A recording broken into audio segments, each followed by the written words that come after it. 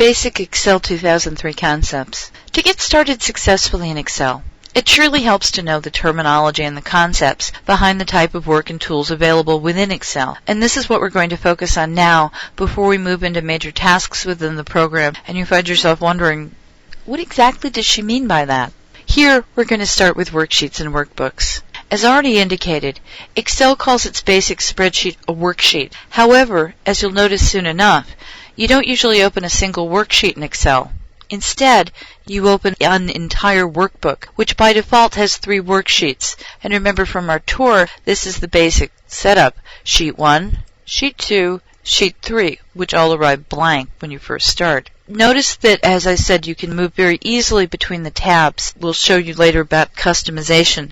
And when we do address customization on another chapter of this tutorial set, you'll see how you can easily change the number of worksheets each default blank worksheet contains, or you can add them on the fly. However, if you don't want to change the default number on all workbooks, as I said, you can adjust this on the fly. For example, if you just want to add 1 additional worksheet beyond the 3 you have by default, you can open the Insert menu, choose Worksheet, and you'll see that an additional worksheet has been added, Sheet 4. Since you'll notice that Sheet 4 is now jumped ahead of Sheet 1, Sheet 2, and Sheet 3, it helps to know that you can move worksheets around as well. For example, I can right-click on Sheet 4, I can select Move or Copy, and then I can choose what order these worksheets should be in, and I really want Sheet 4 to go at the end.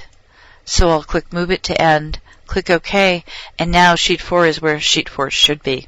If instead you want to eliminate an unused worksheet or more from a workbook, you can select and right-click on the worksheet in question, and then simply choose Delete. If you prefer to customize your worksheet tabs with their own titles or to color code them, you can select one, such as Sheet 1, right-click, and you can choose Rename to retitle it something such as Budget 1, and then you could go through and do the rest that way. Or you can also color code them. For example, for Sheet 2, maybe I want to color code, so I right-click and select Tab Color, and then I pick a new color such as this nice creamy yellow, and you'll see that the sheet has a specific color. When it's selected, it's just underlined in color, but when you're working with other sheets, you'll see the nice clear sheet tab color. Finally, understand that you can enter the same data on more than one worksheet in a workbook at once, and that you can move content between worksheets as needed, and we'll learn more about that as we go along.